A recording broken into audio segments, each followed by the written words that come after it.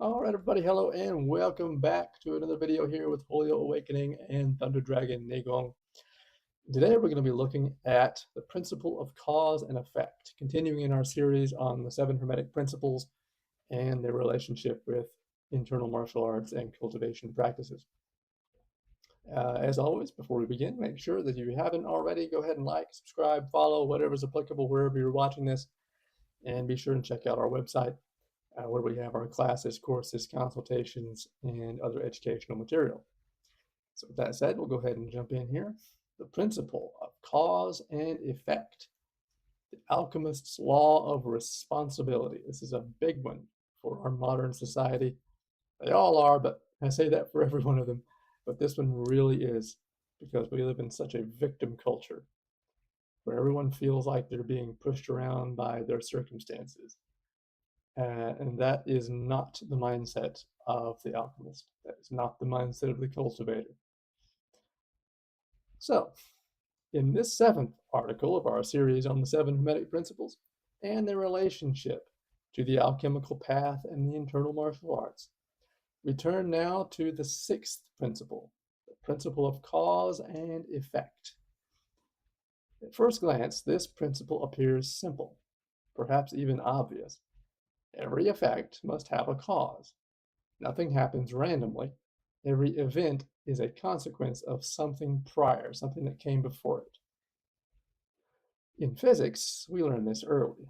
Newton's third law states that for every action, there is an equal and opposite reaction.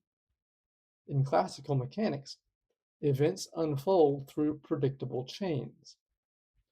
Even in complex systems where outcomes appear chaotic, the chaos is still governed by lawful interactions. And yet, despite how obvious cause and effect seems, the deeper meaning of this law is almost entirely missed by the majority of people.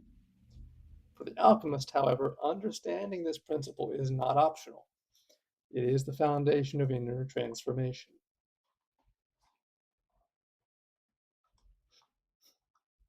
Cause and effect as a universal law.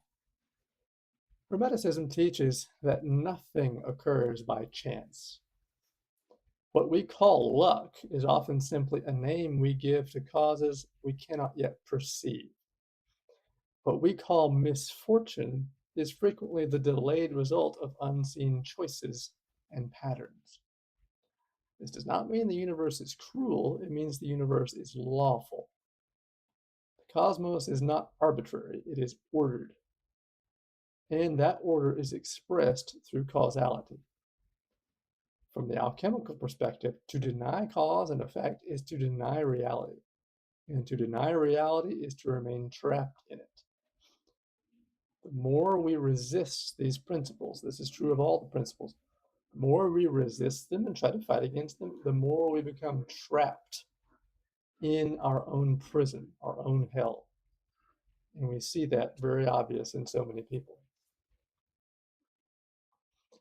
The great blindness of modern life. Modern society has developed an increasingly common habit, and that is the habit of blaming external circumstances for internal outcomes. When people suffer, they instinctively seek an external culprit. It's the economy, it's the government, it's their parents, it's their partner, it's their upbringing, it's society, it's fate, it's bad luck. We could go on and on and on. Now, certainly external forces exist. There are things around us. Circumstances are real. Some situations are challenging. Other people do affect us. The world contains injustices. It contains tragedy. The alchemist is not naive to this, but the alchemist refuses to make circumstances the final explanation. Because even when circumstances are harsh, the question remains, what am I doing with what has been given? What am I choosing? What am I cultivating? What am I reinforcing in myself every day? The average person wants comfort through blame. They like to blame others because taking responsibility onto ourselves is difficult. It's challenging, it's hurtful, it causes us to have to confront our own inadequacies. The alchemist wants freedom through responsibility. People don't realize that when we take responsibility for ourselves and stop blaming, we then actually have the freedom to become whatever we want. People want to be free from responsibility, but they become trapped in the prison of victimhood. The true freedom lies in taking the responsibility.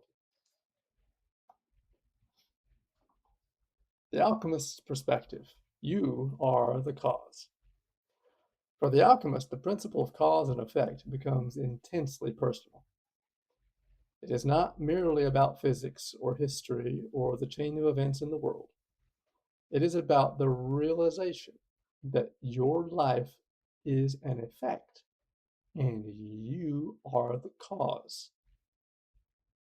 Your actions create consequences, but so do your beliefs, so do your habits, so do the thoughts you repeatedly entertain, so do the emotional states you indulge and rehearse. Every repeated internal pattern becomes a seed. Every seed becomes a harvest. That is why true alchemy begins not in the laboratory, but in the mind. Your actions create consequences, the actions that rise from your thoughts, from your beliefs, from your mindset. These things have consequences. People, it's popular in our society today to complain about injustice and inequality and uh, people being oppressed. But when we look at it, we have to ask, well, what are these people doing? People who are experiencing persecution, people who are experiencing, whether it's real or imagined, whether the people who are experiencing discrimination, how are they reacting to it? How are they choosing to carry themselves? How are they choosing to conduct themselves? It's like if someone, gets pulled over by the cops and they complain about racism or discrimination, and yet the entire time they're doing everything they possibly can to antagonize the officer and exacerbate the situation. It's like, well, what did you think was going to happen if you acted that way? It's this mindset of creating the very problems that you have put upon yourselves, that you believe that everyone else is oppressing you, whereas you yourself refuse to allow yourself to come out of that box. And we can apply this to a number of situations. But the point is, people today have become addicted to victimhood. Thought as causality, the inner chain reaction. If we recall the principle of mentalism, we understand that mind is not a passive byproduct of matter. Mind is actually the formative force. Mind precedes matter. And if we recall the principle of vibration, we understand that every thought and emotional state carries a frequency that organizes our perception and our behavior. From this perspective, thoughts are not harmless. A thought is a cause. An emotion is a cause. A belief is a cause. A repeated identity is a cause. These things are causes that lead to effects. The outer world you experience is not merely what happened to you. It is shaped by what you habitually generate within yourself and what you repeatedly reinforce through your actions. This is why two people can live in the same environment and produce completely different lives. The causes they embody are different. Here again, people want to blame their external circumstances for not being able to achieve the life they wanted, for not being able to reach as high as someone else did. But you can pick any situation, the worst situation you can imagine, And I guarantee you there are people who have been in that same situation where one has gone on to achieve greatness, to rise up out of it, to overcome it, and the other has just spiraled into chaos and allowed themselves to be defeated by it. It wasn't the external circumstance that was different. It was the person's individual discipline, how they chose to take responsibility, and what they chose to do about it. Your circumstances may be difficult, but they are not what determines the outcome. You are. Your thoughts, your beliefs, your identity, your actions. This is absolute law for the alchemical path and for life itself, whether you want to admit it or not. Taijiquan is a living lesson in cause and effect. Taijiquan is one of the most direct training grounds for this principle. Every imbalance has a cause. Every loss of root has a cause. Every stiffness has a cause. Every collapse has a cause. If you are uprooted in push hands practice, it is not because your partner is too strong for you. It is because something in you was structurally incorrect, mentally absent, or emotionally reactive. Your opponent simply revealed the cause that was already present and took advantage of it. But it was in you. If you have perfect structure, perfect alignment, perfectly positioned mental body, you're emotionally calm, your opponent will not be able to find a place where they can uproot you. Just as the world around us. If you are positioned well within yourself, your circumstances will not disrupt you. They will not impede you. They will not overcome you. See, taiji does not allow self-deception. The self-deception that we can put on ourselves in daily life when we are being pressure tested in practice. You can't fake it. You either have it or you don't. Taiji doesn't allow self-deception. It is a mirror to the self. When your shoulders rise, the effect is tension and disconnection. When your mind scatters, the effect is loss of thinking, loss of listening. When you lean, the effect is instability. When you resist, the effect is being led into emptiness. The art relentlessly teaches the effect is always lawful. If you change the cause, the effect must change. This is one of Taiji's greatest gifts. It trained personal accountability into the nervous system. You can't fake it. You can't explain it away. You can't push blame because the effects are real and they're obvious. This is a lesson that we need to be able to take into our lives in order to live better and healthier in our daily life. Qigong and Neigong, planting causes in the subtle body. In Qigong, the principle of cause and effect becomes even more refined. If you're practicing breathing calmly, the effect is the regulation of the heart and nervous system. If you cultivate song, release, the effect is smooth qi circulation. If you stand consistently, the effect is root and internal strength. If you train intention, the effect is coherence of energy and mind. Internal arts are not magical, they are lawful. They work because they plant causes at deep levels of the human system. But they also reveal the opposite truth. Careless living plants causes as well. Poor posture becomes chronic pain. Why do so many people have chronic pain? They have poor posture. Emotional repression becomes illness.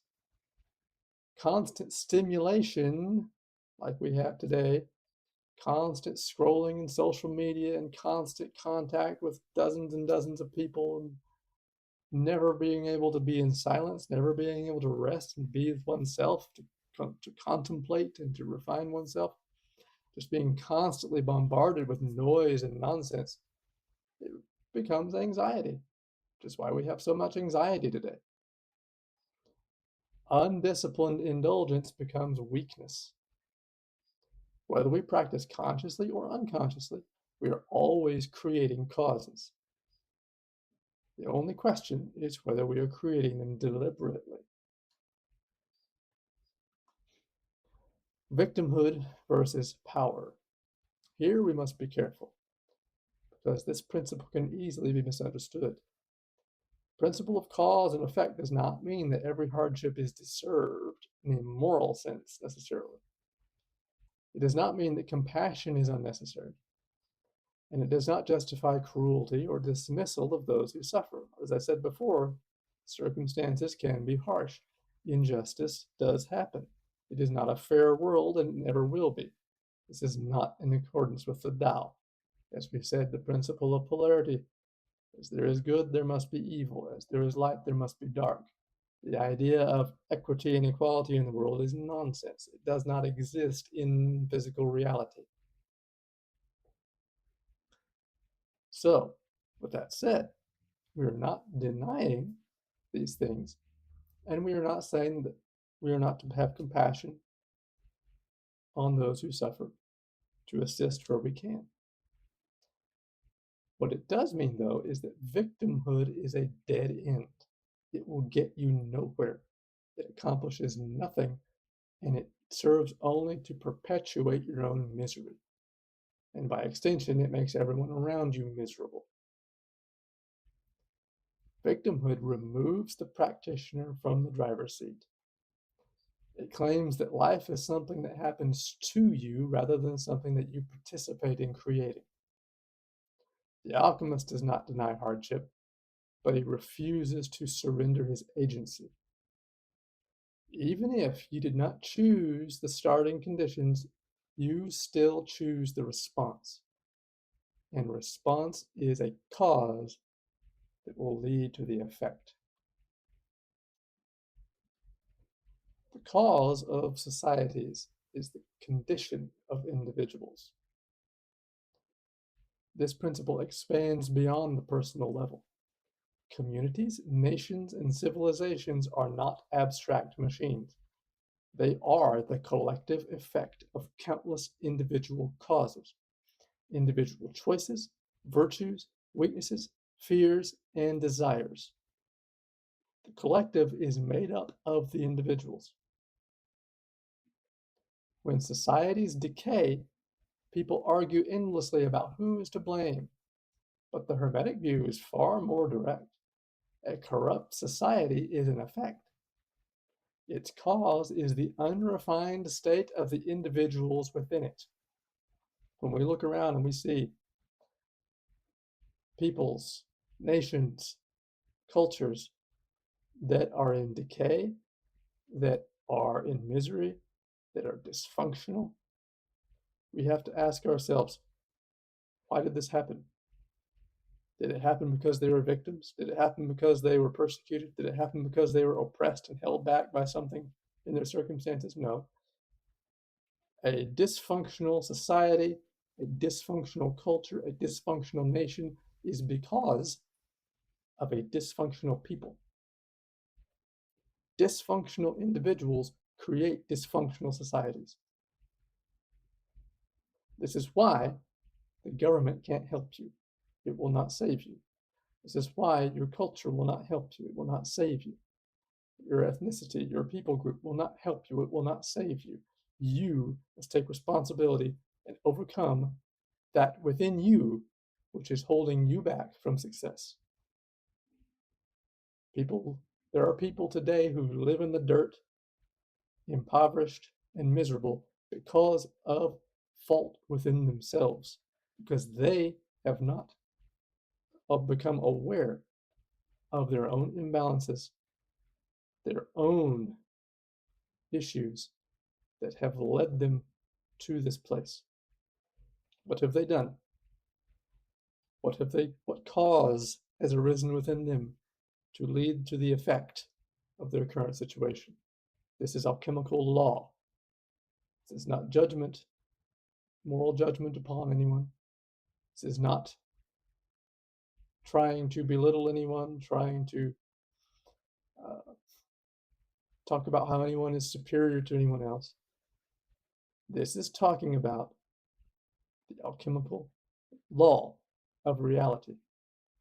You are the cause of your life.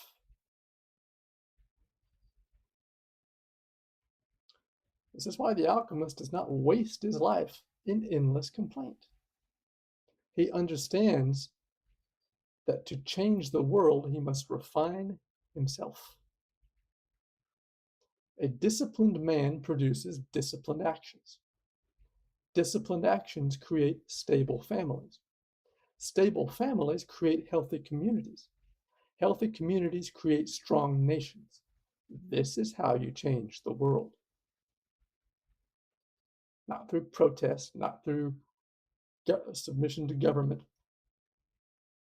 This is how you change the world. You take responsibility for your life and you get your shit together. That's how you do it. And we don't see it happening around us because so few people have the resolve to do that, to look at themselves, to accept the blame for their own circumstances, and to correct their imbalances. No one wants to do the bitter work. The outer world is merely a reflection of our inner cultivation, our inner neglect. This is correspondence applied to ethics. The true work, burning away weakness. For the alchemist, the principle of cause and effect is humbling because it removes all excuses. It reveals what much of what we call life is actually the momentum of our own unresolved patterns. The untrained mind is like a drunken horse. It pulls us into habits, reactions, indulgences, and distractions. Then we blame the road for where we ended up. The alchemist stops blaming the road. He turns inward and he asks, what weakness in me created this? What fear did I obey? What desire ruled me? What comfort did I choose over discipline? What truth did I avoid? And then begins the real work, burning away what is unworthy, not through hatred of the self, but through purification. This is the furnace of alchemy. The lead is not outside us. The lead that we refine is within us. Freedom through responsibility. Ultimately, the principle of cause and effect is not a burden, it is a liberation. Because if your life is an effect and you are the cause, what does that mean? Then your life is not doomed to repetition. You are not imprisoned and you are not doomed and you are not hopeless because no one is doing it to you. You did it to yourself and you can get yourself out of it. It is not fated to remain trapped in old patterns. It can be changed. Not through wishing, not through blaming, not through ideology, not through protesting, but through disciplined inner transformation. Change the cause, and the effect must change proportionally. This is why internal cultivation is the highest form of responsibility. It is the decision to stop striking at the easy target of the outer world and instead confront the real source of disorder, which is the unrefined self. And when the self is refined, the world around it inevitably begins to shift. So in the next article, we will explore the final Hermetic law, the principle of gender, another huge one, examining the creative polarity that exists within all levels of nature, the interplay of generative and receptive forces, and how internal cultivation depends upon balancing these inner powers to complete the alchemical work. So with that said, we'll call it quits here and get ready for another fiery one next time. These things are harsh, but they're true, and they lead to freedom and to optimal existence. So take heed, listen well, learn well, study. And again, before we go, make sure you like, subscribe, follow, whatever's appropriate wherever you're watching. and check out our website for our classes, courses, consultations, and a wealth of other educational material. With that said, we'll see you next time.